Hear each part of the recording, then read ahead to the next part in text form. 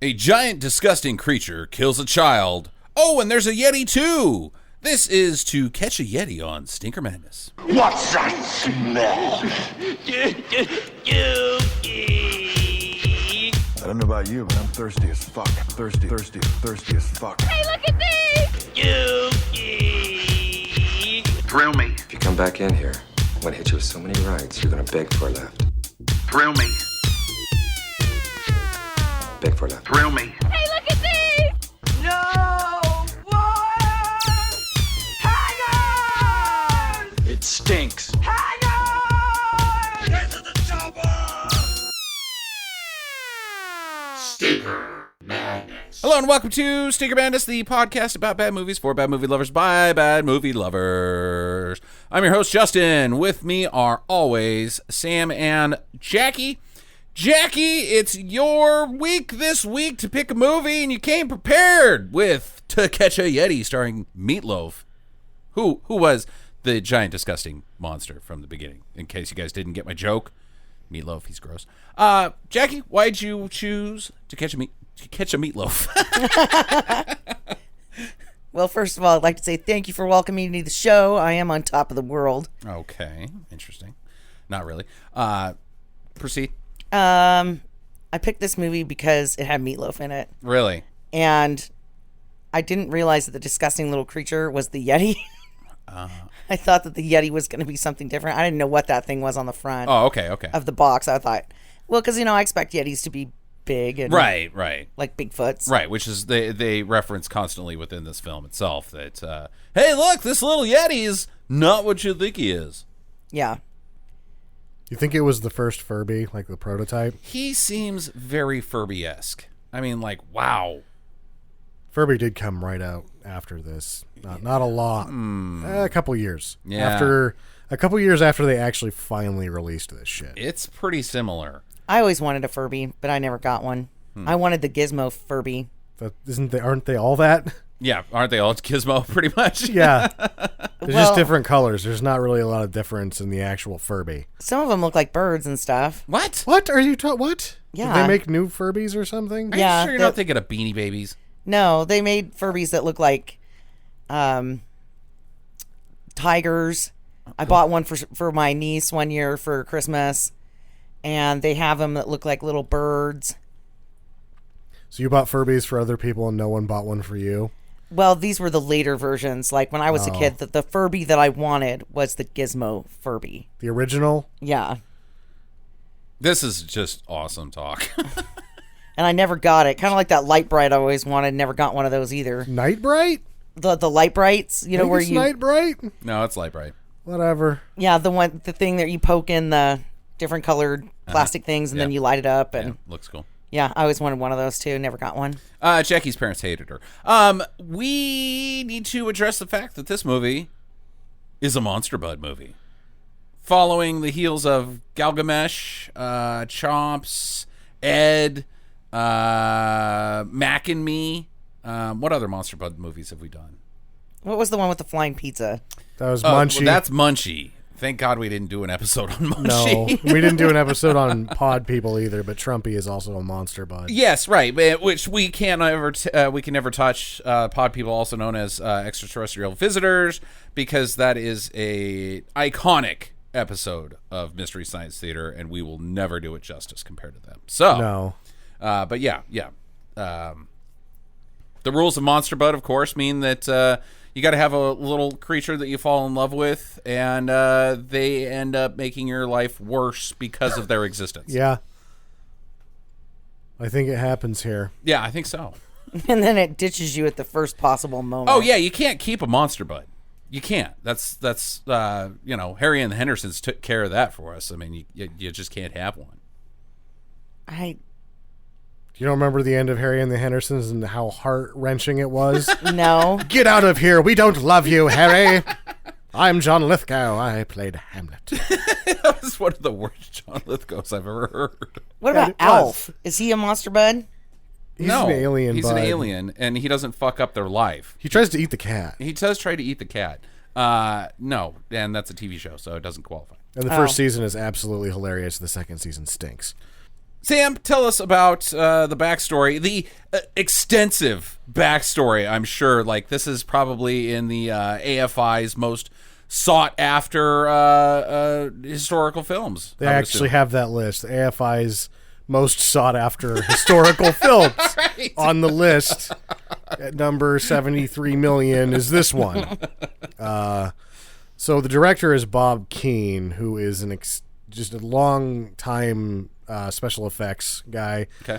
Modeler. He started out, his first job was a model builder on Star Wars: A New Hope. Okay, that's Worked on all three. I've heard of that one. He's, to give you an idea of where old Bob Keane has been, and this is just a very short list of his credits. A New Hope, all three of them.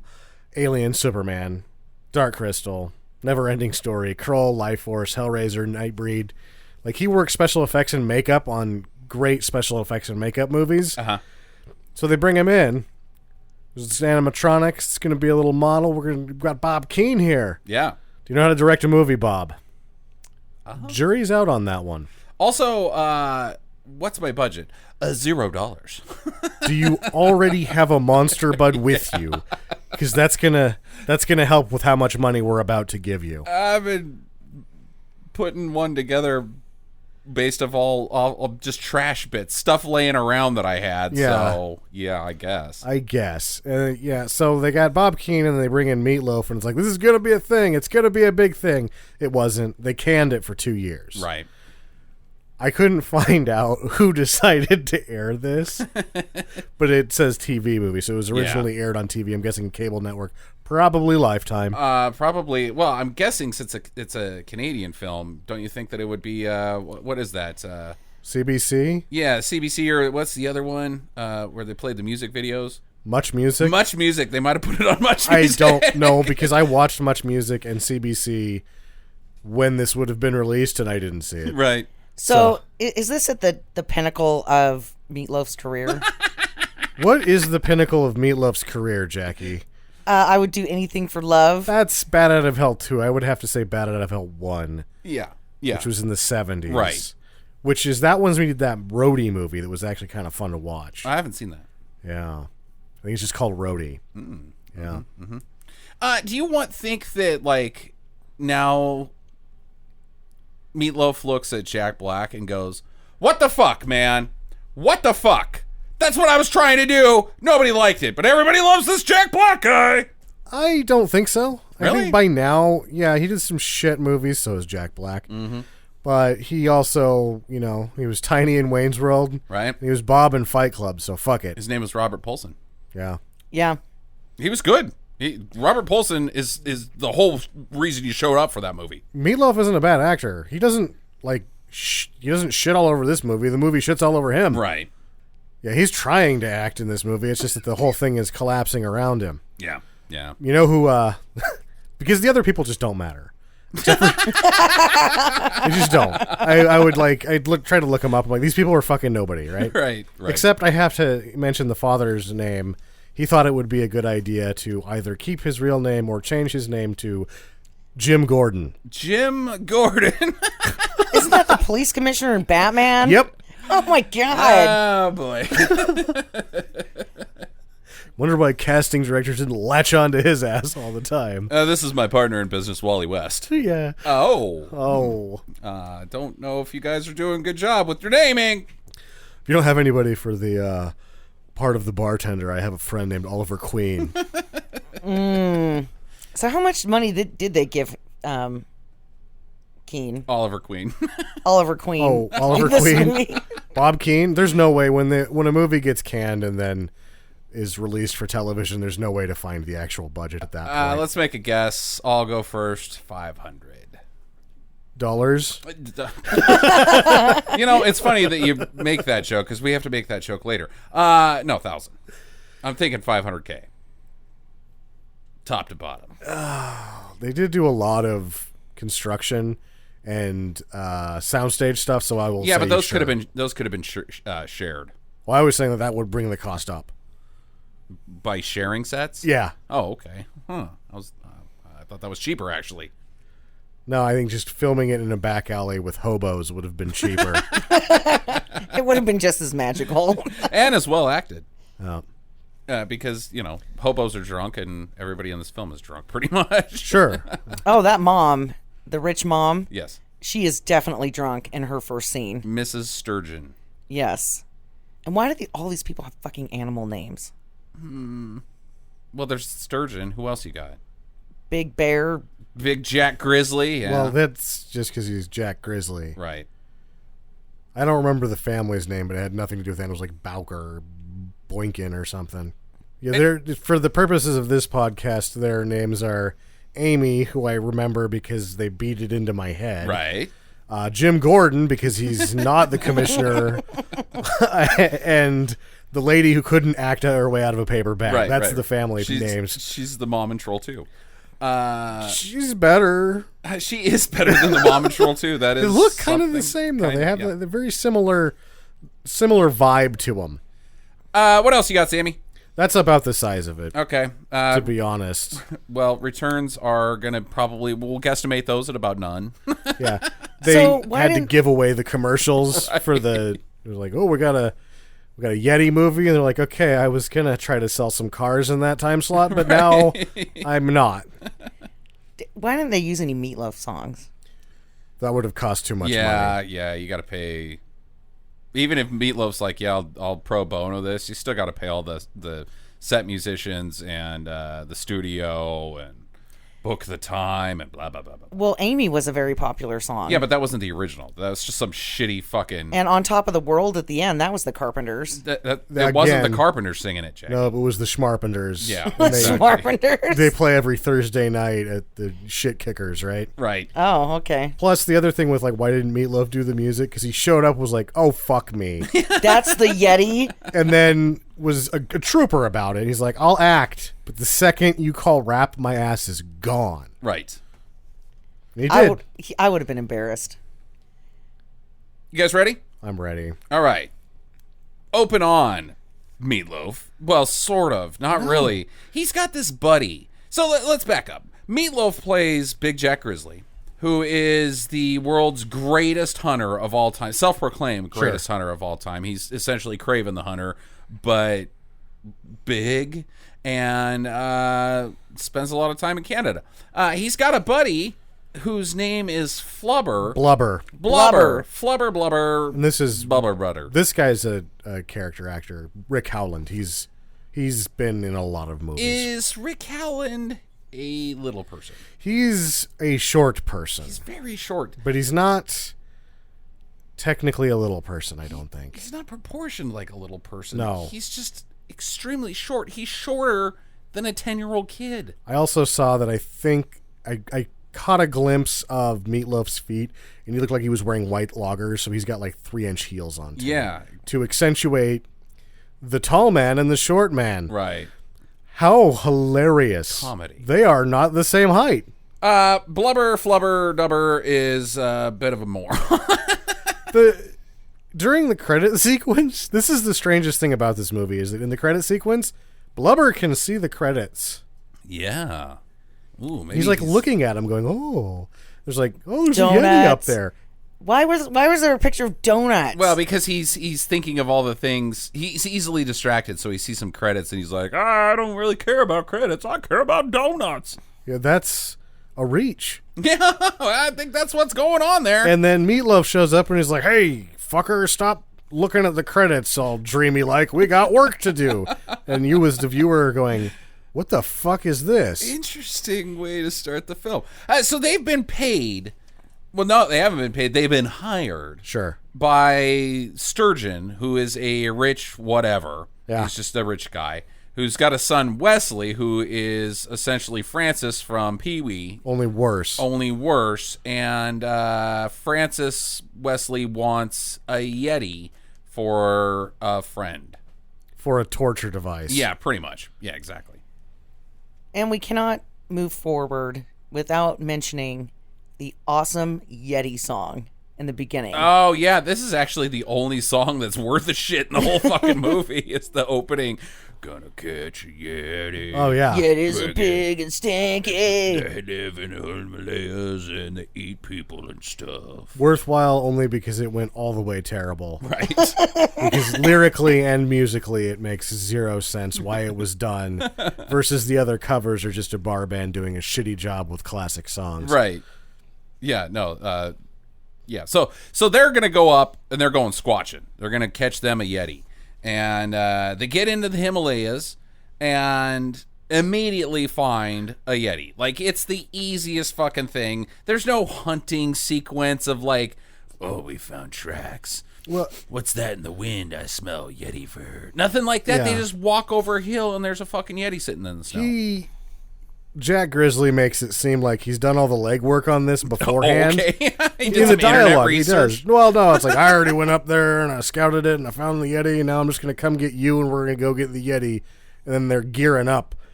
And you're like, why didn't you just grab the Yeti when you were there, But that's Jack? impossible because when he sees the Yeti, he's surprised at the visage of the Yeti. I thought They were both blubber-wise. expecting. Well, no, they were both expecting a giant creature. No. Huh. Jack Grizzly says in the gear up section that it's small. All right. Like, he's already caught sight of the Yeti. Okay, well, the Yeti has giant feet. That's the only thing big about this little critter. It's about 2 feet tall, Well, And his rat maybe, tail.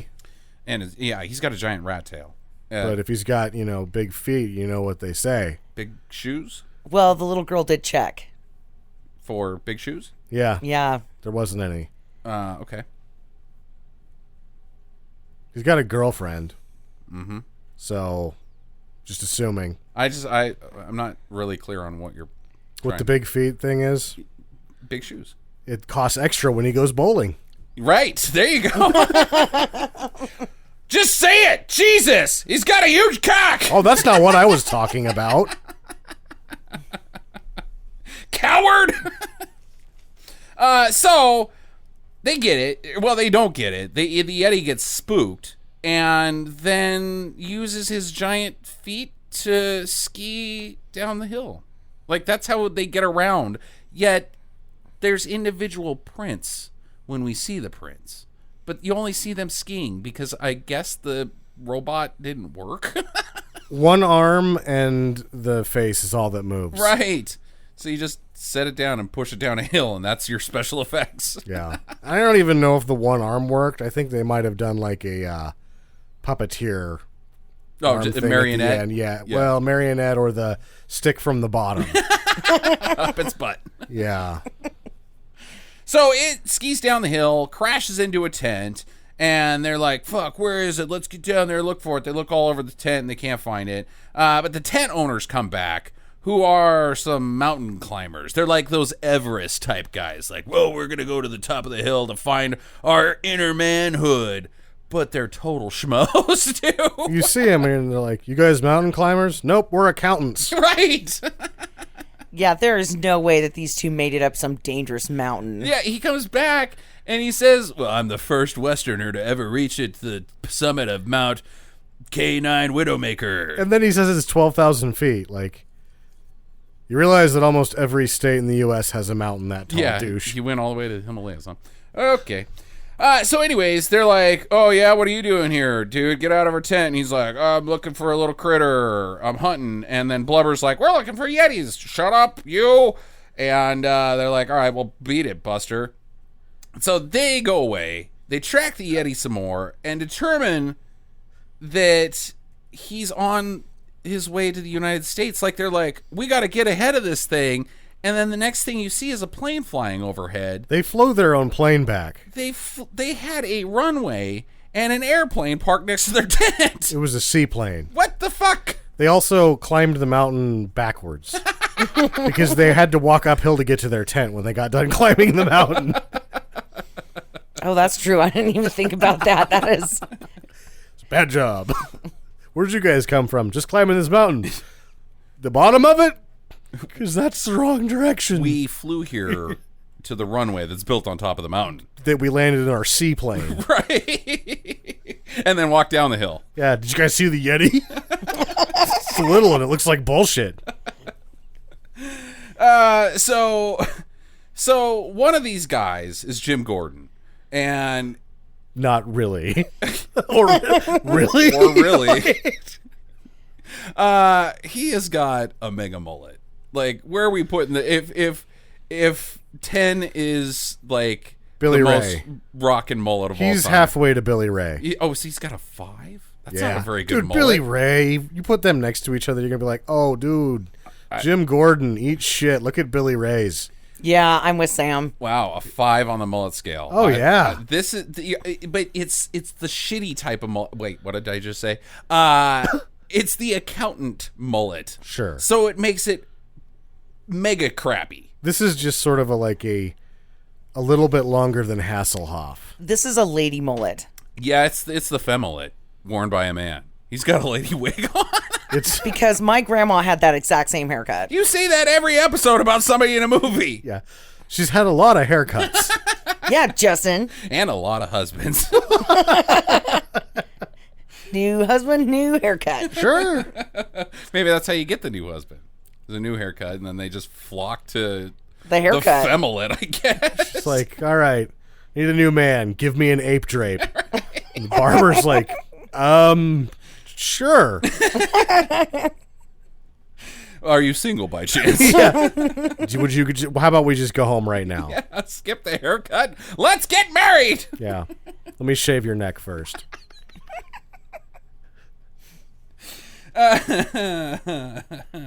All right, so mullet dad, Jim Gordon, he comes home, and he's got the Yeti with him in a suitcase or something. I don't know, a fucking plastic bag.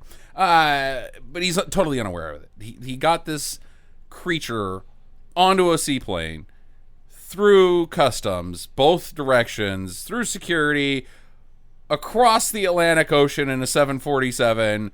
The entire time it's trapped inside of a pressurized, secure, sealed container. I think that actually what happens is him and the sheriff of the post office Chinese restaurant just fly the seaplane directly to their house. I don't know if you could do that. I don't think you can either. And I just can't ever really see this. He's dressed like he works for the Fish and Game or something later. Kind of. But he's supposed to be the sheriff. Right. And he can fly a seaplane. Correct. And they just fly it right to Albany. Yeah. From Tibet. This is a direct flight. Yeah. Here's your peanuts, sir. We crashed 2 weeks ago. I found Amelia Earhart in heaven, where I'm at. Because we flew a seaplane. We flew a seaplane from Nepal to New York. we got about an hour outside of Tibet and crashed immediately straight into a mountain. Huge explosion. It was awesome. I actually ate you. We made it, but then I ate you. Yeah. Like that Alive movie. Fell into the mouth of a giant shark in the ocean. All right, so he goes upstairs and takes a shower. Meanwhile, Mom has made a pumpkin pie, and the daughter's like, "Hey, Dad, I got you some pumpkin pie." "That's cool, sweetie. I'll eat it later." "Okay. I'll put it by the door." She puts it on the floor right in front of the door like, "Okay, when you get out of that shower, go ahead and step in this pie."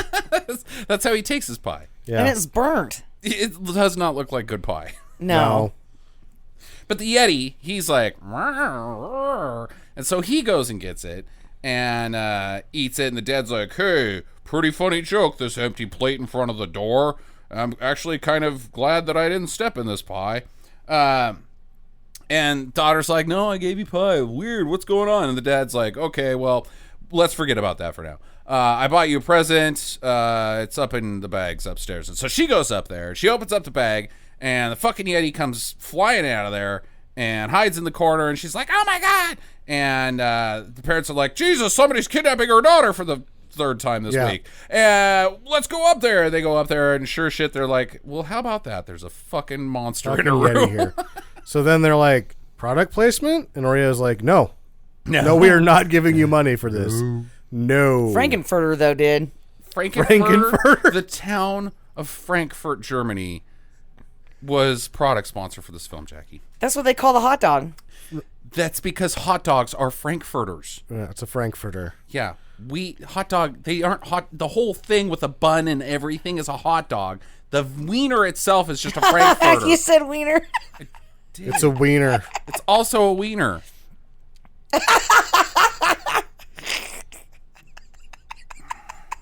We had an English teacher that would get really pissed off. He's like, "It's wieners. Those are wieners." When you call them frankfurters or hot dogs? He called them a frankfurter too. Okay. But he would say wiener, and then people would laugh and be like, "There's nothing funny about wiener." You're right. There isn't. And how old were you? I think we were like sophomores. Oh, damn it. I was hoping you were going to say, like, about 8, and then I was going to point at Jackie and be like, yep. Yeah. Okay, I'm over it. I'm over the Frankenfurters. It's just a frankfurter. Actually, a Frankenfurter is like a Frankenstein hot dog, I think. Well, this one didn't have any bolts. It's when you What? That's not even funny. It's not even funny at all. When you cut a hot dog lengthwise and then coat it with mustard on both end and then slap pepperonis on it, you've made a Frankenfurter. So, because it's Frankenstein. And Barely. Delicious. It's delicious. It's not a hot dog anymore. It's more Sounds gross. machine than man. No. Pepperoni. Yep. Hey, pepperonis look like wieners too. Not to mention, that's a double wiener. It's a double wiener. Because you have 2 weenie products. Okay, I'm good. Oh my god. The dog is worried about your health. I gave up a long time ago. Okay, we need to move on. Yes, we do. Stop laughing. Okay, I'm ready.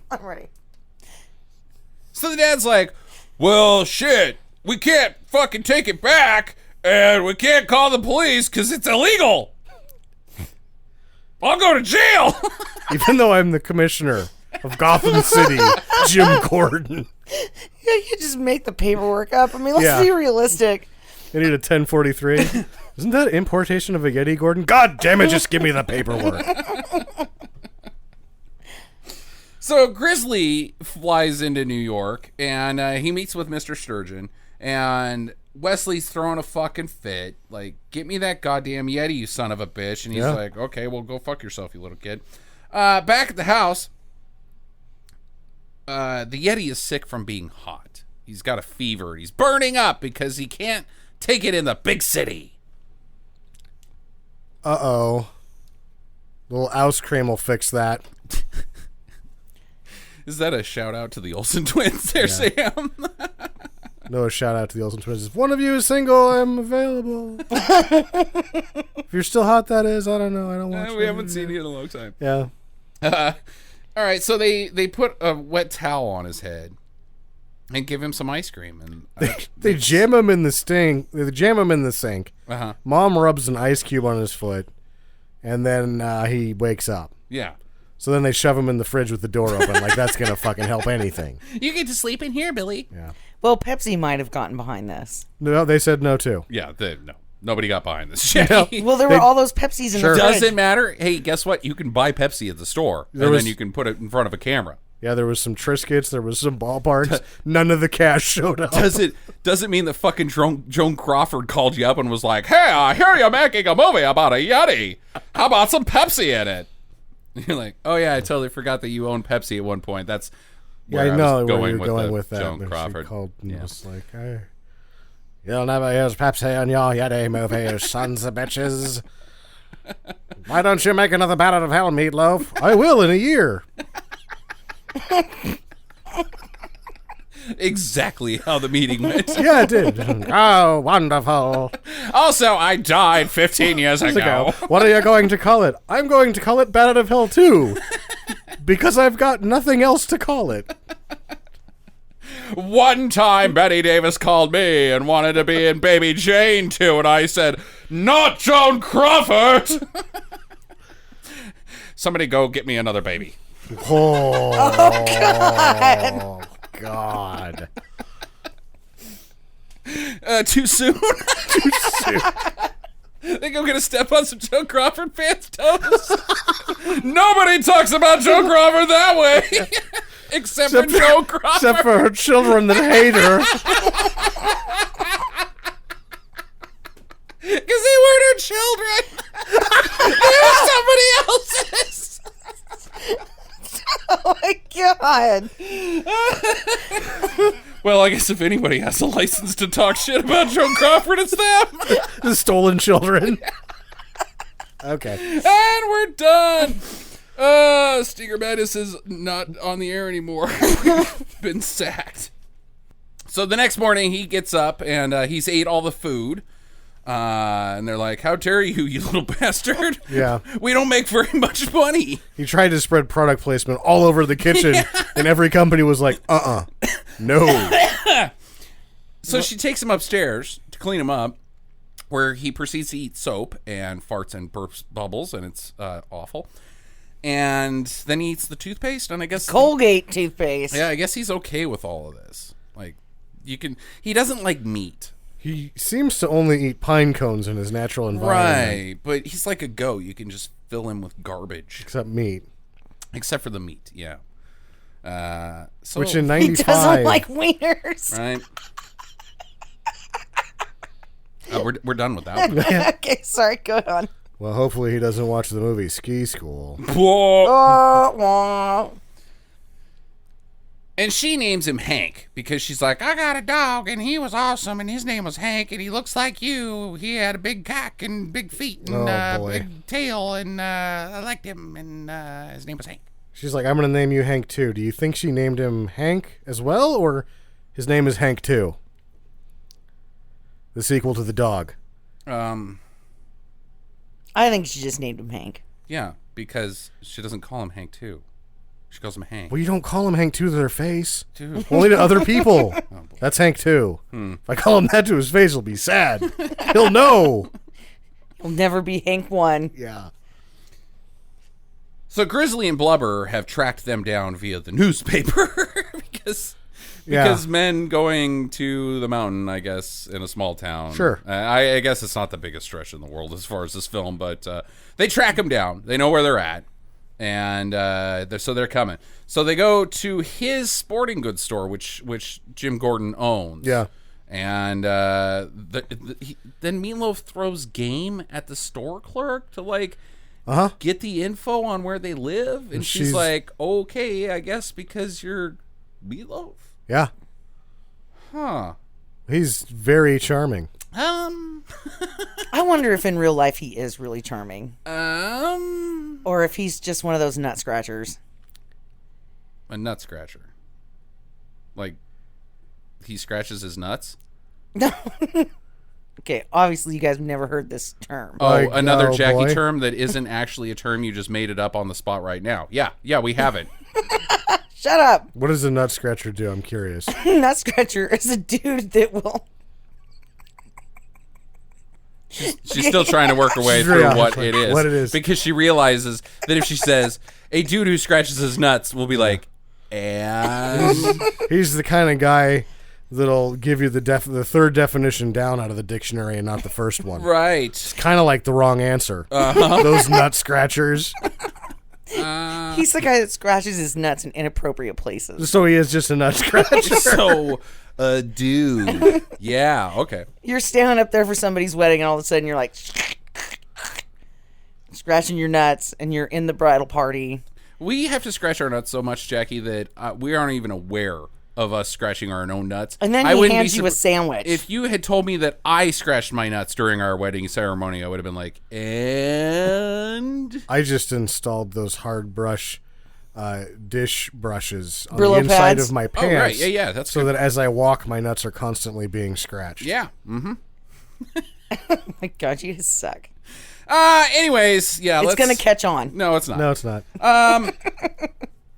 So they break into their house, Grizzly and Flubber, and the kid's there home alone with the Yeti, and she climbs out the window, but Grizzly's standing outside waiting for her, and he nabs the Yeti, and he's like, I got your fucking monkey thing, I'm out, and he gets away. And the dad's like working back at the store, and he's like, God, I'm thinking about my family. Anybody else want to talk about my family? And the clerk's like, funny you should ask, these dudes came in and were asking about you and your family. wait, were they from the Himalayas? And she's like, totally, and I loved one of them. We gotta go. And I gave them your address. So And you're fired. Here's the deal, Charlene. When the phone rings and they ask for me and I tell you to always tell them they're not here, that implies that you would never give them my home address. He's not here. He's at home. His address is... His home phone is this number. Don't just let it ring. He's there.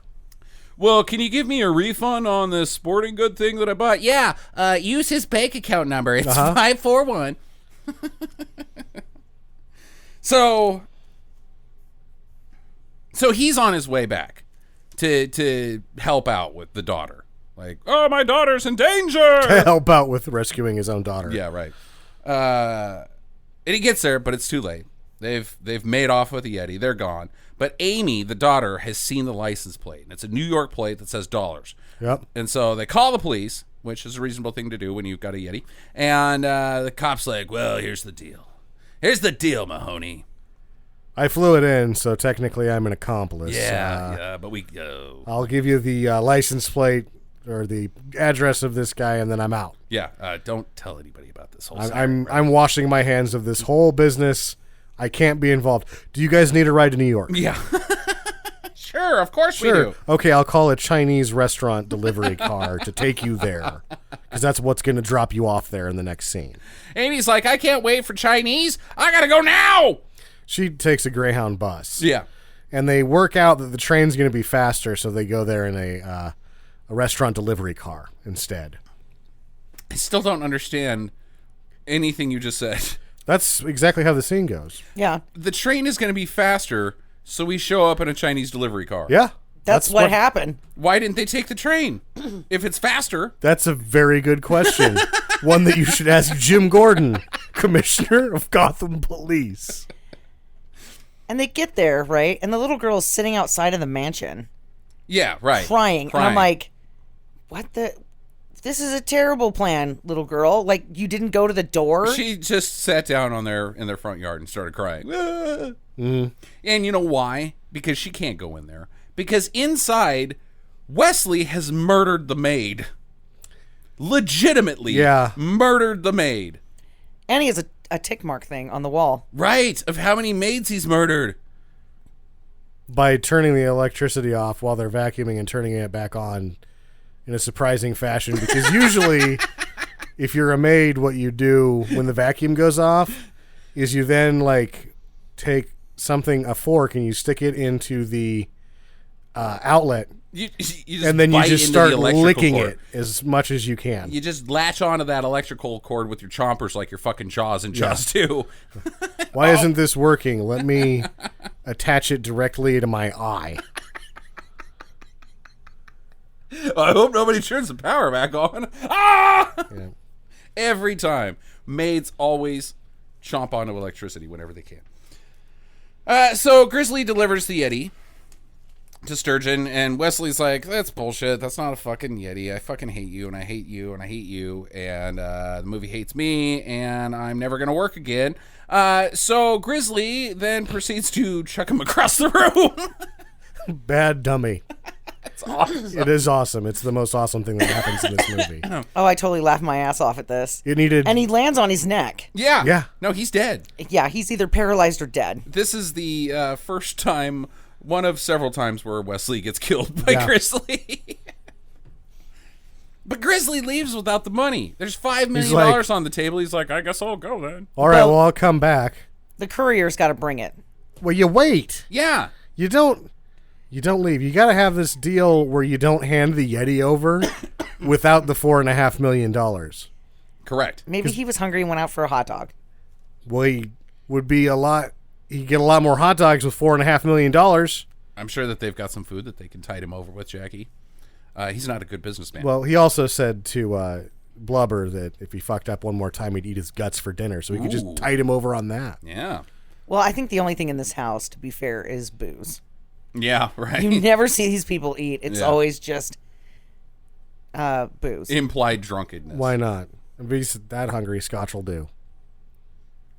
Well, Wesley takes Hank upstairs and starts torturing him, mostly with his dancing. With a what was going to be a bazooka, but Nerf was like, no, Yeah. not going to happen. So it's a generic ball shooting gun. Yeah, the dollar store variety. So do you think that the white tiger that's in there, is that a stuffed animal, or did he actually have a white Bengal tiger killed?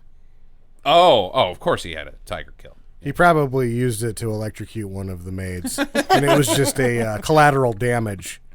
I guess they're not very good conductors. They don't live through it. Yeah. Yeah, he's got a stuffed maid in the corner, too. We aren't going to talk about what he does with that. So, upstairs. Nope, already did that. So, Dad comes in, and he distracts all the staff. He says, I'm with customs, and blah, blah, blah, blah, blah. I'm important. Listen to me. And the mom and Amy just sneak into the house and go straight to Wesley's room. Like, what was Dad's deal? Like, nobody even cared that they walked through the house. Well, here's the deal. They asked him for identification. Uh-huh. And he goes, you don't need my identification. I'm important. Okay. And that's how he gets in the house. And then he turns around and opens the door for the other two. Oh, so he actually did accomplish something. Yeah, he let them in. Because it just seems like they just go inside and go straight to Wesley's room. And so upstairs, Amy's like, get the fuck off my friend, motherfucker, and belts Wesley. She punches Wesley right in the face. Awesome. He goes down. And they run away. They get Hank, they run away, but they run right into the arms of Meatloaf. But she gets away she squirrels away, and she gets into a cab, because I guess there's just... Well, that Chinese service car was just getting started again. I guess.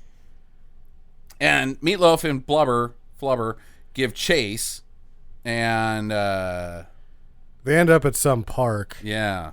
There's some more shenanigans, and then all of a sudden, uh-oh, the Yeti is skateboarding. Like how lame you made it, Sam. Oh my God, this was like one of the most awesome parts of the movie. Is the look on the Yeti's face as he's cruising along. Oh, it sucks, Jackie. Oh my God, I laughed like several times. I thought it was great. I thought it was super funny. It was awful. Well, he's like, man, he's skating around, and he looks like he's posing for one of those soft shots, that you go and have your hair and makeup done, because he's got both of his hands underneath his face, like Right. The arm shelf. yeah. Yeah, he's double arm shelving on his skateboard. And meanwhile, there's He steals the little kid's ice cream cone. Right. That was hilarious. it's not funny at all. None of it. I was really actually. This is when my stomach started hurting. This is when Sam looked at me like I was a freaking nutter, because I was over there laughing, and the look on Sam's face was, shut up, I'm going to stab you. Meanwhile, Sturgeon has called the cops and offers them, and apparently the entire city, a $10,000 reward if they can capture the Yeti. Yeah, Anybody can get it. And it's a girl with a pet. Right. So people are able to immediately identify. Hey, there's a girl with a pet. That's her. Let's get her. Pink coat with an expensive pet. They don't even say P. It's girl with a pet. Yeah. That's it. That's all the information that they have. Skateboarding Hank eventually gets, I guess, sun baked. And so he rolls over off the skateboard and is like, I can't skateboard anymore because I'm too hot. Yeah. Okay. Sure. The sun slows the skateboard down. Right. The power of the sun to halt momentum. It's like Superman 4. So Amy catches up to him, and the whole town is after her, and she gets away by hiding in a frozen food truck. Yeah, it says frozen meat, but it's clearly boxes of frozen peas. Yeah. Someone in the office didn't fill out the paperwork right. And that truck takes him on a ride to the train station, very conveniently. Well, Only because we finally are given Hank's magic Yeti power to scream loud. What? That's how they save her. Yeah, that's how he gets the peas truck to stop. Oh, at the train station, because he also knew where they were at. No. Oh. He goes, Right. and then the guy's like, I gotta open the back and see what that's all Sure. about. And she's like, where's the train station? He's like, it's that way. What is that, a Yeti? And then they leave. So they don't get a ride to the train station. No, they walk. We just skip that part. Okay. They forward cut and they're there. Yeah, right. Okay, so Grizzly's also there, though. Yeah. And he's blocking the train. And they're like, how are we going to get past him? Well, Mom, he's never really seen your face, so we'll go incognito. You too, even though he's never seen you. Right. Put your hood on, just in case. Yeah. This will seem very natural. Right. So they stuff the Yeti and Amy into a ye olde time luggage, like, be careful with my luggage, dear, Joan Crawford style chest. It's a chest that holds at least 7 hat boxes. Right. And weighs 78 pounds. Exactly. Wooden chest for hats that weigh 6 ounces. Well, you don't want him to get crushed. Exactly. No matter what we do, wherever we go, we're bringing this luggage. Exactly, yeah. Well, also, there's a train conductor that just wanders around with an empty luggage chest. And is available to use his clothes. Yeah. Like you guys need some help? Here's my clothes and chest that's empty. Yeah, they just hire those. So it's part of New York state tax. Yeah. Just in case you ever need to sneak past Meatloaf. So sure enough, they sneak past him. And He's got ketchup in his eyes. oh, that's not good. And I never sneak past Meatloaf. I always stop and have some. It's delicious. I love Meatloaf. are we done? Maybe. Okay, so Meatloaf reports back to Sturgeon. He's like, I would do anything, but not that. Nope. Nope.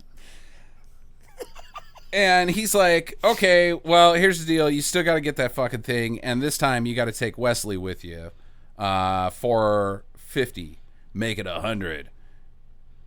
Are they talking about bucks here? 100,000, I'm guessing. Yeah. Okay. See, I told you we were going to get to that from the beginning. 50, 100. Dollars. The dollars. Dollars. Take Wesley 50, 100, 100 million. It was a bit of a letdown For from 10 the beginning, honestly. Yeah. Like I was expecting more fireworks when I was to say $50 or $100, and they didn't show up. So I hope nobody's listening and is extremely disappointed in the payoff of that joke from the beginning. All right. Sorry. They wait for them at their house, but they don't show because they've gone up to their cabin Yes. in the Adirondacks. Adirondacks. If you're Meatloaf, you pronounced it wrong. And the only reason he knows that is because she gave Hank a picture of their vacation house, which I'm guessing they had to label our vacation house in the Adirondacks on the back. Otherwise, he's not going to be able to know what the fuck it is. Also, I dropped it on the floor at the Sturgeon's house. No, Max stuck it in his sweatshirt. And he was wearing the sweatshirt when he got there. And the butler even says, "Oh, your little Yeti friend was wearing this when he came." Who's Max? Hank. Sorry. Max, Hank. Whatever the little furry dickhead's name is. Doesn't matter. He's got like pulsating wiener tail. It's gross as shit. Fuck him. Fuck him. Did you notice that his tail gets shorter when it's cold? Yeah, maybe. It does. All right. Okay, so anyway, now he's got all the info. Hey, let's go up to their cabin that we know where it is because I looked at a map one time and then we knocked on every door of cabins ever. And he's like, okay, well, that's the place. And Wesley's like, okay, well, let's go in hot because guess what? I've got a trunk full of shotguns. Yeah. It's an And he's arsenal. dressed like Stalin. He is dressed like Stalin. Before, he was dressed like the Gestapo. He was dressed a little bit like Al Capone in one scene, too. Yeah. Like, this kid is a real dickhead. Yeah, he's a bad guy. He's Yeah. going to murder a lot of people at some point. But he has a Dracula medallion on underneath his Stalin outfit. He looks like he has the Order of the Iron Cross from World War I. Like he was the Red Baron. Well, he does like the pizza. Ooh, touche. Take it back. Red Baron also said no to product placement on this one. The If NRA, Schwann says no, you know that you got a shitty movie on your hands. the NRA did not say no because they're like, wait, we're going to kill them now with shotguns? Anybody have a problem with this? I mean, like, Grizzly's not the greatest guy. He'll do anything for cash, right? But he won't do that. He won't murder a child, I don't think, with a shotgun. They never fire off any rounds. They're You just know- going to scare them. Oh, come on, Well, dude. the Gestapo kid, Wesley, Wesley, he says, Wesley will murder this fucking he family. says, the little girl's mine. Yeah, I'm going to fucking murder them all. No, I think Wesley, given his own devices, would open all of them up with a shotgun and then paint flowers on the carpet in their blood. Yes. And you're Grizzly, and you look at this fucking kid that's dressed like Joseph Stalin next to you holding a shotgun, and maybe now's the time you say, I think this has gone far enough. You still don't have the $4.5 million, though, so you're panicked. I don't really want to murder a kid, and except for that kid, because I think I'm going to be doing the world a favor. Sure. Like, if I could go back in time and murder Hitler, I mean, the answer's of course, but... So things are accelerating fastly. Time to die, Amy. Whew. So they're going to go in while they're sleeping. The family's sleeping. Sneak up on them. Wesley doesn't like that, but fuck him. And Amy and Hank wake up in the middle of the night, and they see Grizzly come in, and so they sneak out on the roof. And Grizzly and the team tie up the parents, so they're trapped. They're handled. And so Amy gets some rope, a shovel, and a blanket out of the car. Yeah.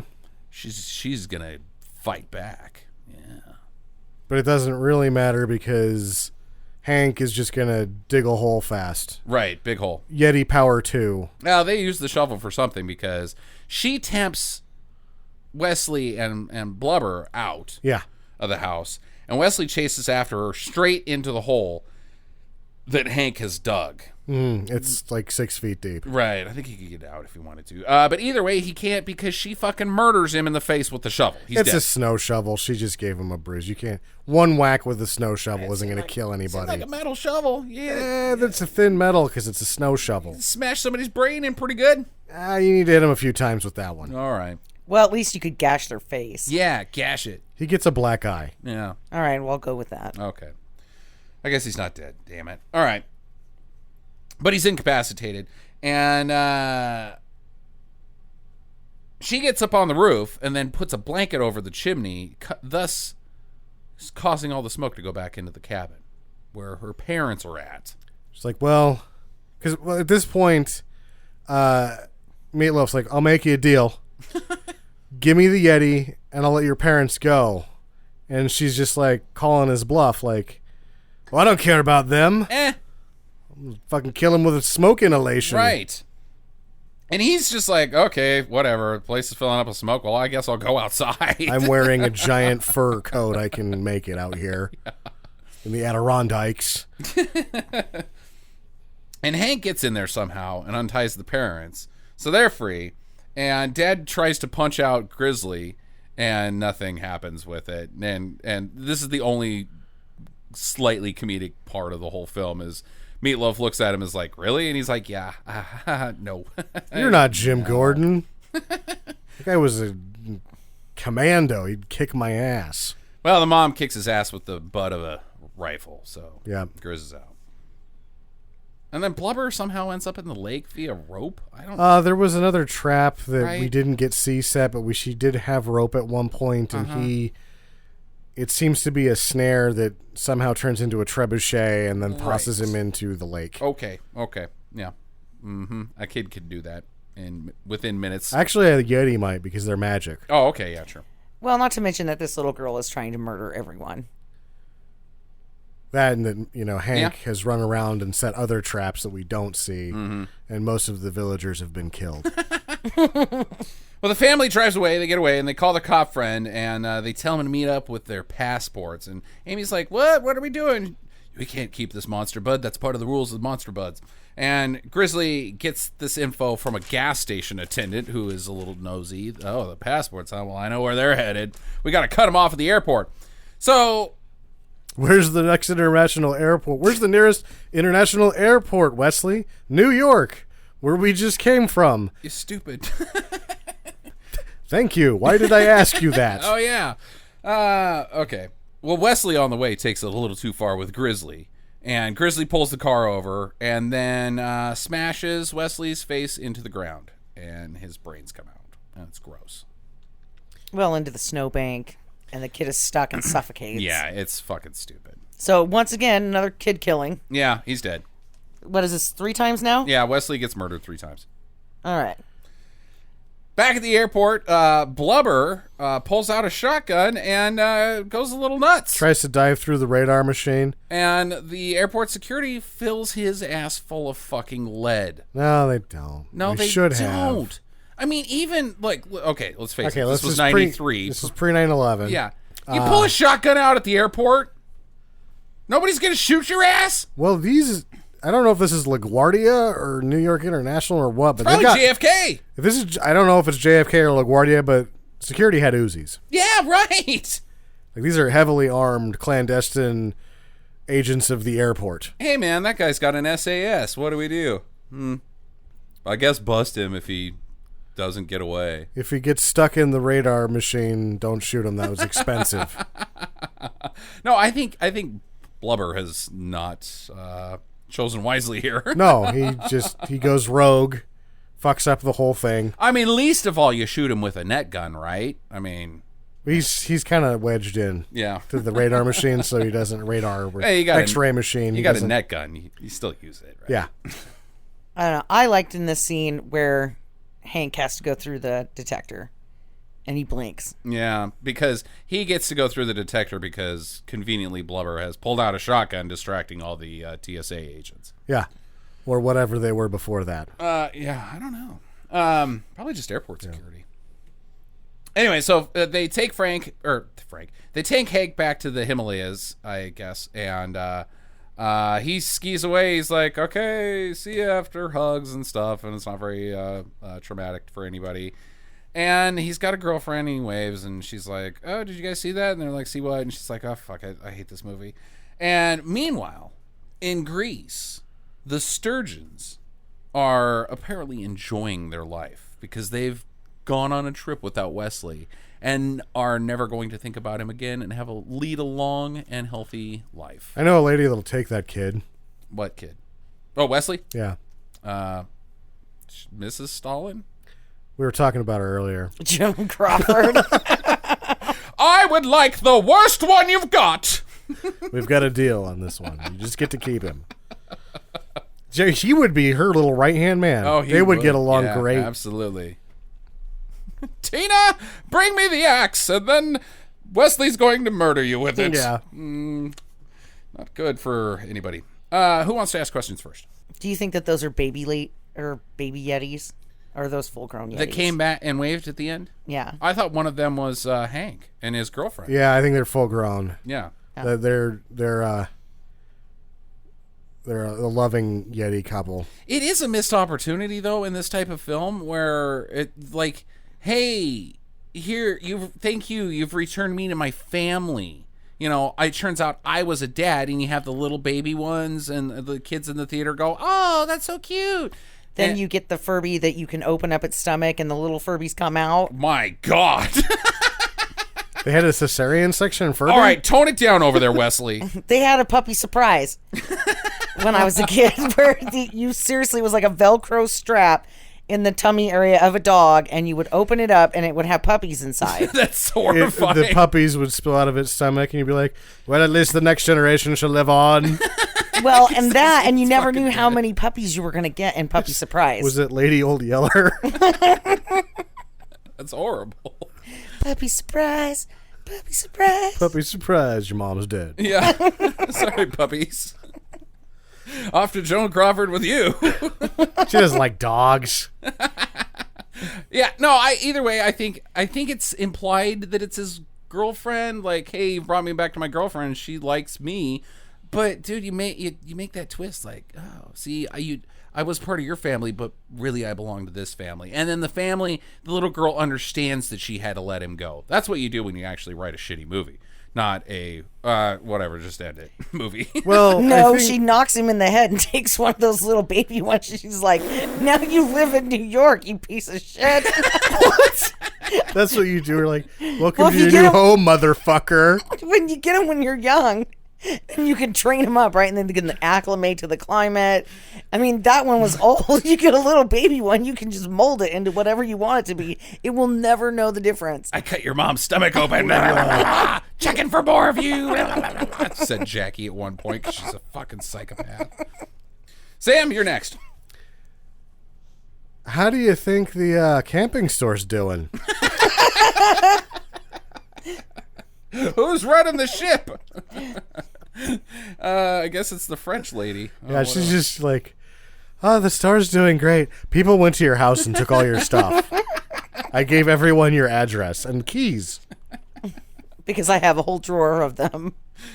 Do you think that they provided proof of the Yeti to the world? Like, does mankind now go, hey, there was a Yeti in New York, let's go get him?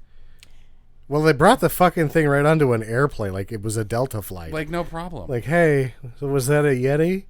Yep. It's my service Yeti. I have to have it to remain calm. I think everybody knows that the Yeti exists. Sure. Somebody was paying attention, was like, that's not a toy, that's a living being. Let's go get some. So I think they actually... And everybody on the plane is taking pictures with right, it. Right. Disposable cameras are everywhere in 93 to 95. Yeah. And then, so they, like, a whole army of grizzlies now go out and hunt Yetis. Probably, like, ending their species. Sure. Good job, kid. Except for the one that you bring back to New York and call motherfucker. Right. Which, that one, you know, is going to be a bad seed anyway, so it's probably going to end mankind when it gets large enough. Anybody else? Yes, I have the big question. Ooh. We have to rate this Monster Bud on how much it sucks versus other Monster Buds. Of all Monster Buds or just Now, episodes we've done? I'm gonna give 2. Is Hank worse or better or more tolerable, say, than Munchie? For me or the people in the film? For you. Yes, Hank is better than Munchie. Okay, Jackie? Yeah, Hank better than Munchie. Is he better than Trumpy? Jackie still hasn't seen Trumpy. Okay. I haven't seen Trumpy. No, Trumpy's fucking awesome. No. Well, Trumpy's the most annoying piece of shit on the planet. He though. is awful. But as far as enjoyable Monster Buds, Yeah. Trumpy's my favorite. Oh, really? I think Trumpy's the worst. Trumpy is not worse than Munchie by any So chance. then who's the worst? Munchie. Munchie's awful. Munchie's pretty bad. Yeah. Trumpy sucks the worst, though. Oh, Trumpy sucks the worst for the people in the film. Sure. Yeah. Jackie? I haven't seen Trumpy. I know. We said that what already. about But I other- like... well, I don't know. I think Chomps has got to be my number one. As far as suck? No, as far as the best one out of the batch. Really? Chomp sucks. Chomps is awesome. No, Chomps blows. Bionic dog. All right. Well, Ed still gets to keep his crown, though. As I mean, he is a chimp, but he is kind of a monster. he's not a monster, but he's just got a good arm. Yeah. It's just... He can play baseball. It's not that much of a stretch. All right. So Ed's not a monster bud? No. All right. You saw John Rocker pitch, huh? Hey. Hey, that guy was a caveman. So then it's Galgamesh? Galgameth is made of poo. He is... Yeah, poop? he's Right. gross. So who's the best monster bud? It ain't Chomps! Yes, it is. I think I'm probably going to go with Galgameth. Yeah. I'm going to go with Galgameth, too. Because it sure as shit isn't Mac. Mac sucks as well. Yeah. Is he worse than Mac? Hank? Yeah. No. Okay. No, I would put Mac in there with Munchie and Trumpy any day of the week. Okay. Final recommendations, kids. Jackie, it's your movie. You start first. I'm going to give it a do. Okay. I laughed. It was funny. Mm-hmm.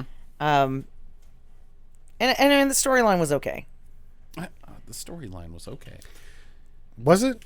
It moved along enough. A giant man chases Yeti, the film. That's the only story, Jackie. Flying from Nepal to your house It's not real deep. in a No. Cessna that lands in water. But I do like that he beats the hell out of that kid. And Yeah. Which just probably makes me an awful person, but I thought it was funny. I'll go next. It's a 5 out of 10 for me. So it's barely meh, which puts it in the do not zone for me. However, with one caveat, if you're touring Monster Bud movies, yes, totally add it to the list. There is some fun parts. The Wesley getting his ass kicked is fun. There's a couple kind of almost good jokes, and then there's a lot of wah, wah, but I just can't give a 5. It's too meh in the grand scheme of things to endorse. So do not for me. I would say do it with riff tracks. Yeah. Don't do it without riff tracks. Of course. Yeah. That's what I would say. Yeah, we did it without the riff tracks. I had a hard time without the riff tracks. It hurt my stomach. I wanted to punch him. I wanted to punch him more than I wanted to punch Mac, but I recognized that Mac sucks more. Yeah, Mac is. I think go back and watch Mac right now. Well, I'm never gonna watch something that about his frailness. I didn't want to like just punt him across the screen. Whereas like the face on this Yeti fucker, I just wanted to punch him right in the fucking face the whole time. Maybe you've got some unresolved issues with Furbies or something. Gremlins? No, Furbies. Furbies? Gremlins are cute and nice. Gremlins are not cute. Whatever. The Mugwise. Mugwise are cute. Yeah. Right. I don't want to punch a Mugwai. What am I, a fucking psycho? Right. Okay, so there you go. We've got some further streaming do's and don'ts. These aren't streaming do's and don'ts. These are Roman do's and don'ts because Roman, our good friend of the show and collector, auteur of shitty and obscure films, came into town and brought his box of bullshit. So these are all DVDs. They may be streaming and they may be not. But starting with a film from, I believe, 1983 called One Dark Night, starring Meg Tilly and Adam West. Whoa, that's got to be hot shit, right, guys? Yeah. Guys? I wasn't. Is this the one I got up and walked out of? Yeah, Yeah, this is Jackie chose this one. She picked it Based and off the then cover, that's after like 2 minutes was like, fuck this, and she just goes out and starts smoking cigarettes and fucking playing Candy Crush, and we're like, wait a second, like halfway through I'm like, she's not coming back in here. Hey! She just made us watch this bullshit. And there's like 4 dudes just like watching this really, really painfully slow, but I will give it that it was probably done on a wire-thin budget and shot okay, but it's just boring as fuck. Essentially, One Dark Night is the tale of Meg Tilly's character who wants to be part of this group of college girls who are kind of snotty bitches. Sorority. And, sorority. And they're like, oh, well, the way you got to do this is you got to spend the night in this haunted house and then you own it. No, they're like, you got to spend the night in a mausoleum and then you can be our friend. But they try to scare the shit out of her. It turns out while they're doing all of this horrible things to her, there's psychic vampires. There's just one psychic vampire. One psychic vampire. In my defense, I made it to that part. Yeah. So I was there for at least 15 minutes. Okay. Well, he may or may not be dead. We don't really know. But then he starts psychically making other corpses move around and Sure. may or may not be vampires. Which doesn't seem like that falls under the psychic vampire powers. No. Worst puppet show ever. Because, being a psychic does not also include telekinesis. No. You can just know things. If he was a psychic vampire, he'd be like sucking the trivia out of your brain. Right. Well, that's what he does. That's his power. That's why he's a vampire, is he sucks your psyche out. He doesn't bite into your neck and go blah, blah, blah. He sucks your you out of your melon. Huh. Via mouth powers. And lightning eyes. Yeah, and lightning eyes, and he can move corpses around with the power of his mind, even though he's dead. But maybe he's not dead. Maybe he just got electrocuted. And that's my theory about the whole thing is he's dead, and he was a psychic. And you know how, like, if you're dead, and, you know, that one time? Sure. And, like, somebody sticks a cattle prod against your leg, and you're like, ugh, even though you're dead? I think that maybe there was a storm outside because Sure. whenever you film a movie in a cemetery, there's a storm outside, of course, right? So, like, this particular mausoleum was weirdly built, and one of the caretakers really wanted to watch TV while he was working on it, so they put a big antenna on top of it that fed wires straight into this dead guy's coffin. Electricity zaps it, then it zaps him. These are just the reflexes of he's still dead. There's no horror. It's just all physics. What happened was he realized that every time he moved, the reception would get shitty. Right. And he had to stand in one spot, and then he figured out that if he stuffed this wire up a dead guy's ass, it was attached to the antenna, he could stand wherever he wanted in the break room, and, boxing was fine. Right.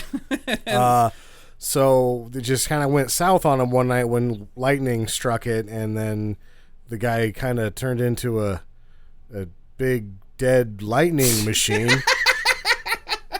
Which is what he is. Yeah. He's a big dead lightning machine. It's like one of those stupid like party favors that you get 20 years ago that just like, oh, look, little bottled lightning, but it's a dead guy that does it instead.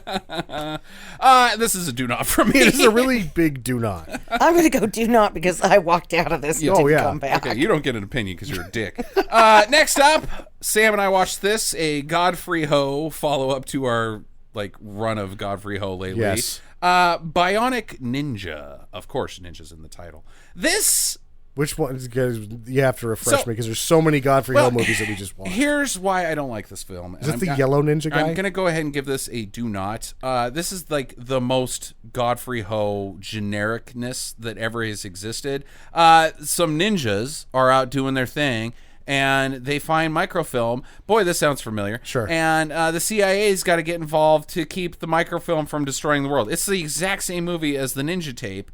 Well, they're all the same. Not as awesome. They're pretty much all the same. Is this the one that has the guy, the yellow ninja, that's Jim Abbott from the movie we just watched last week? I think so. I don't totally remember because I thought this whole experience was kind of forgettable. If this was the one with the yellow ninja, I liked it. You liked it a lot, and I thought it was bleh. I liked it a lot because it was more of a... Here's why. Godfrey Ho movies, at a certain point, when you've started to watch a lot of them, they become a puzzle. It's sort of like... It's more fun for me at this point to try to figure out which is which movie and what came from where and how is this any of this going together. And this one is such a goddamn disaster, and there was so many different parts that it didn't make any sense. And I liked it because it was more of a puzzle for me watching it. It was like... Instead of it just being funny ninja bullshit, it was like a fucking Rubik's Cube for your eyes. You said that it was your favorite Godfrey Ho movie. At the time, yeah, I don't know. And I'm giving it a do not. So what I want to know is clearly I had some problems with it, and you fucking wanted to suck its wiener. What separates it from any other Godfrey Ho movie? What I just said. It was the They're biggest all like puzzle. that. No, this one was more of a fun figuring it out. Huh. Okay, I didn't make that connection at all. It's a do not for me. Rare Godfrey Ho do not for me, and a do from you. I think this one is on YouTube though. So if you're a Godfrey Ho movie fan, it's a do. Sure. But if you're just like based on our opinion, oh well, I'm gonna watch whatever these guys say to watch. It doesn't work for me. Loved it. Next up is some pretty weird shit in a film called Blood Beat. Sam, I'm going to let you take point on Blood Beat. So Blood Beat is a weird thing. Yeah, I just said that. It was a guy whose father was a director in Taiwan, I think, or Hong Kong. Okay. Did a lot of movies, and then he basically gets a girlfriend in the U.S. and makes her parents pay for this movie that he decided to make. Sure, right, yeah. And it's really about the only thing he ever did. And it sort of starts out as... It doesn't make any sense. It's like a Christmas movie. There's these weird, like, hunter subtext, and there's some family shit going on, and then they're like, oh, by the way, your telekinetic ghost powers. Yeah. And we had to look up another movie that we did a do and don't a long time ago that I think we all gave a do on, The Arrival. Right. No, The Visitor. The Visitor with John Huston. Yeah, and Franco Nero. Franco Nero, because it was just like... It took this strange turn that was so left field that regardless of what happened, how boring it was before, its left turn was so unique and strange that we're like, yes, we have to do The Visitor. This movie isn't anything plot-wise like The Visitor, but it is weird turn just like The Visitor. It's as hard. It's not the same style of turn, but it is the hard turn, the same style as, or not the same style, but the same impact as Miami Connection. Like, you're like, wait, what? Where did we just go? This has gone into a place I didn't think was going, and I don't even know what this place is. No, you couldn't figure out what was... I couldn't figure out who had superpowers and who didn't. And, like, how the superpowers affected other people. Like, there's clearly superpowers going on because there's that, like, animation stuff, like, where they paint over the cell and, or the frame to... Yeah. It's Cell Special. And I don't know what is happening. Who is, like, affected by the superpower? It seems like there should be pain involved. Like, I'm zapping you with animation. But sometimes people are like, this doesn't affect me in any way. And sometimes people are like, I think you just gave me a superpower by zapping me. I don't really fucking know. Or sometimes it's just like, oh, we're in a family and we don't really get along that much. And then it's maximum overdrive for a minute. You're like, wait, what the fuck is going on here? Then it goes back to weird family disagreements. And then all of a sudden it's the video for Total Eclipse of the Heart. There's just magic powers everywhere and they don't make any fucking sense. Right. And then Lumberjack. And, like, this has got a bunch of stuff that is enough to show up for, especially the weirdness. Is the Lumberjack the devil? I give it a do. It's just it's not a mega do. No. But it is definitely a do, especially if you're the fan of, okay. And it's shot really well, and, or relatively shot really well for zero money, but, like, you expect, like, the transfer's really good. It just looks good. It was a good transfer. And it doesn't make any goddamn sense. So Blood Beat's a do for me. It was a do for me as well. All right. To wrap up the show, we got some listener feedback, starting with a voicemail. We haven't had one of those for a while. We keep asking for them, but we got one. Yes. It's gonna be about me. Hey guys, this is Jack. So, I literally just like 5 minutes ago finished watching Templar Nation for the first time, and holy shit. Just, oh my god, it is so bad. I think you're right that the Room, Fateful Findings, and Templar Nation are like the new holy trinity of bad movies. So, you know, I like that they had the audacity to say, oh yeah, we're definitely going to get a sequel to this. It's just so trying so hard to be national treasure. The CGI is worse than Toy Story. It's starring in like 5 groups of quotes. Eric Estrada. We don't talk about Eric The Estrada enough. professor in that. uses a Yahoo email. I think my favorite scene in it though is when they have the bike and car chase and they're running from nothing. And I still don't know whether they, like the people who made the movie, think that the theory and stuff they're all putting forward is legitimate. I just want a sequel. I want Templar World. And, you know, I've been tossing around the idea for a little while to do like make up some sequels to bad movies and just send them in to you guys in voicemails like this just to get it for laughs or whatever. And I think I could do like a terrible trilogy of Templar Nation. You should. Templar Nation, Templar World, Templar Universe. So if you guys think you might enjoy that, just let me know, and I'll probably go ahead and write them up and send them in anyway. But yeah, holy shit, what a pile! It's just okay. If you haven't seen this and you love bad movies, watch Templar Nation now. All right, so. Alright, this has gone on long enough, and I'm still just trying to process this, so thank you for finally getting me to watch Templar Nation. Get to the chopper. Just keep on doing what you're doing. This is just amazing. Thank you guys for all that you do. Well, you're welcome, sir. We are totally glad that you enjoyed the movie, and I totally want that idea. I'd give it a do. Yeah. I thought they were going to make it to the Templarinity Gauntlet. The greatest crossover of all time. I am a Templar. Yeah, starring that guy, Neil Breen and Tommy Wiseau. We didn't. It's my favorite of the 3 of those movies by far because of how bad that guy is, the motorcycle scene, and the fact that Eric Estrada dies in the first 2 minutes, and yet is in the whole movie anyway. Right? It's a good one. Yeah, write those up, Cinnamon. I would love to see what he's got. Yeah, we would accept that at any point, written or voicemailed. So we've also heard from Redcap Jack regarding our hurricane heist episode. He says, it wasn't very realistic. It's not a realistic movie. He doesn't say that. He doesn't say that. It's not like Spielberg directed it or anything. Stinger Madness, at Stinger Madness. We should shout out our own Twitter. Also, Hurricane Heist. I don't think that the face is in his mind. I think that the hurricane is a literal monster, literally going after that guy, but finds respect for him. And in the end, decides to help him. I saw it 3 times in the theater because I laughed so hard. He goes on. This was like Twister, but there are 2 semi-Paxtons, neither quite equal to the original, and no Helen Hunt. And the Utah incident, I think she killed Johnny Utah.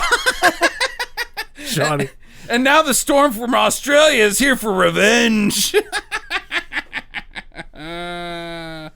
I like that theory a lot. Anytime you can bridge bad movies into each other that are completely unrelated, I'm a big fan of that. So that's 2 similar ideas. Let's make a series of sequels for bad movies and then mashups more. So. Anything else, guys? Well, I'm disappointed that I didn't get a shout out on either one of those. You did. If you get a voicemail or a Twitter response or whatever, facebook.com/StinkerMadness, it's also to you, you nerf. You're part of a team. She doesn't care unless you get a I'm a tiara. narcissist. I want everything to be about me. A tiara mailed directly to her. Yeah, that's right. You can mail my tiara too. I only accept really nice ones. You can mail it to Jim Gordon's house. His secretary will give you the address. All right, next week is my pick. Nut scratcher. I think it's time to burn a big one, Sam. Oh? Yeah, I think it's time for Miami Connection. Oh, my. Miami Connection next week. Tune in and get to the chopper. Visit us at www.stinkermadness.com. Follow Stinker Madness on Twitter at Stinker Madness. Please rate and review us on iTunes and Stitcher. Thank you for listening, and get to the chopper.